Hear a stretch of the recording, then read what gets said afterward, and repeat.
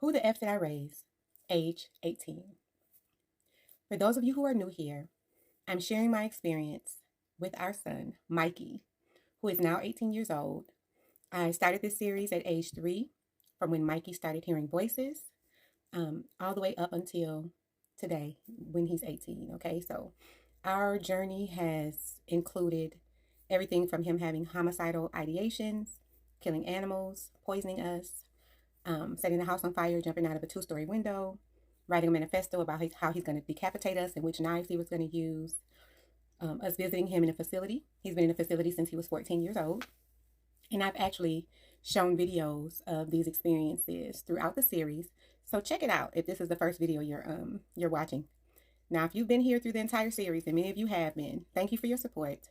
Thank you for buying the book, Picking Up the Pieces to 100 Broken Promises. Thank you for your feedback. I really appreciate it. So now we're going to get into it. So Mikey is 18. I have not been out to visit him since he turned 18, which has been very difficult for me because I'm used to seeing him, putting my eyes on him, making sure everything is okay. We have been in communication via telephone, but after our last visit, when he said that he was going to show up in a trench coat with an AR-15 and he was going to blow me away, after him threatening me like that again, after our visit that went so well, it was very eye-opening for me because this ideation is not going away. It's not lessening. There's nothing I can do to pull him out of this desire, this fascination, this urge, this compulsion to kill us. It's just not, and I say us, but he just said me last time. So it used to be us, his little brother, my husband, his stepdad, whom I've been with since he was 4. Yeah, so it's me now. I think it's just kind of narrowed down to me because I'm the only one in constant communication with him. And so his target is on me, which is fine. I prefer it that way. I would prefer it no way, but if it had to be somebody, let it just be me, right? So it's been difficult, but we've been in phone contact and he's asked for visits. He's asked for things. I've sent money and things to him, but I just refuse to go visit him. Now, well, last week, I received an email from his caseworker stating that Mikey is ready to leave the program that he's in. He's been transferred from a facility to a program that will help him get a certification. It's like Job Corps, if you're familiar with Job Corps. He'll get his GED because he did not finish high school, although he lied and told me he did. And I was devastated because I'm like, why wouldn't you call me? Because I would have come to your graduation. But he was not being honest. So he would have gotten his GED there and certification. So in like computer science or computer programming or automotive repair, something, right? He would have had a career that he could have started at this ripe age of 18 for free of charge, right? They provide dorms, they provide everything. So I was very happy that he decided to go into this program. I was wondering how long he would stay there. Mikey tends to give up on things when they get difficult or when things are required of him, if that makes any sense. Like once it's past the honeymoon period and he's no longer able to finesse his way through some things and he has to start producing, he usually deflects by creating some type of distraction, running away, harming himself, threatening suicide, something like that, right? Or he would harm somebody else in the family in order to just get that attention off of him so you can shift your focus from requiring something of him to then taking care of him or taking care of the person he harmed. So this has been a pattern of behavior that he's always had. So he was there for almost 2 months, I think, and they said we had to have an emergency meeting, and I knew it. I said, oh, he's getting ready to leave this program.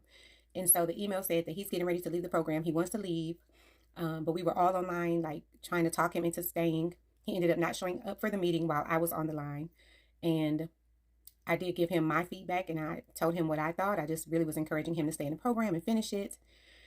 And they did the same. So he promised to stay in the program until they found another place for him to go. Placement, right? He was ready to be done with this program. He stated some reasons why. He said he was being bullied, but when they tried to investigate it, he wouldn't disclose anything else. Then he said that somebody had gotten raped in his family, assaulted in his family, which is not true. And then he faked a seizure. Then he faked like he was paralyzed. All this happened last week, right? So they actually had to transport him to the hospital that he stayed in overnight because he faked like he had a seizure and he couldn't walk. He was just ready to go. He was over it. He was bored. They're requiring something of him that he didn't want to do. I'm not sure what it is, but I know my child, and I know that this has been a pattern of behaviors. they offered additional support. They said, look, if you need something else, you need tutoring, if you need, us to come out there every week, to kind of just check in on you, we'll do it. And he was like, yes, fine, I'll stay. Well, he called me 2 days ago from a bus station. And then I got the email saying, yeah, he signed himself out of the program. And to be quite honest with you, my first thought wasn't, oh my God, he's coming to kill me, right?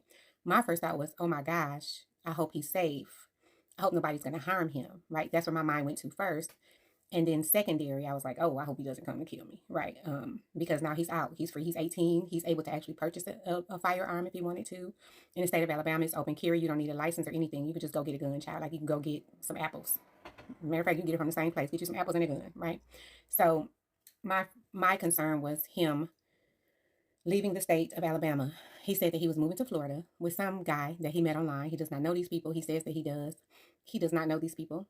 And this was a decision he made. They sent him a bus ticket. He got on the bus. He went to Florida. I said, well, if nothing else, can you just send me a picture and a name of the people that you're staying with, right? So if we need to identify somebody, we can. So he actually did. He sent me a picture of the guy that he's staying with. He sent me the address. I know where he's staying. If that's the real address.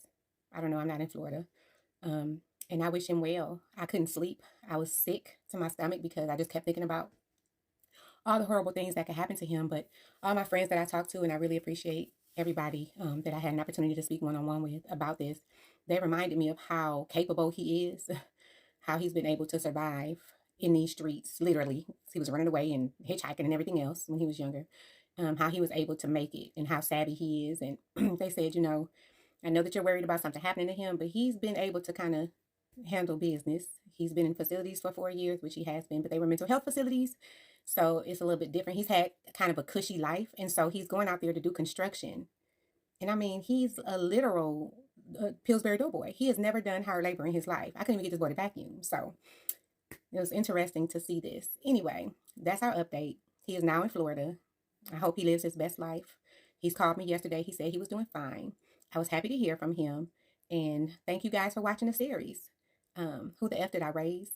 The name of my book is Picking Up the Pieces to 100 Broken Promises. It is available in all major bookstores. We have the Audible version as well as it being available on Amazon.com.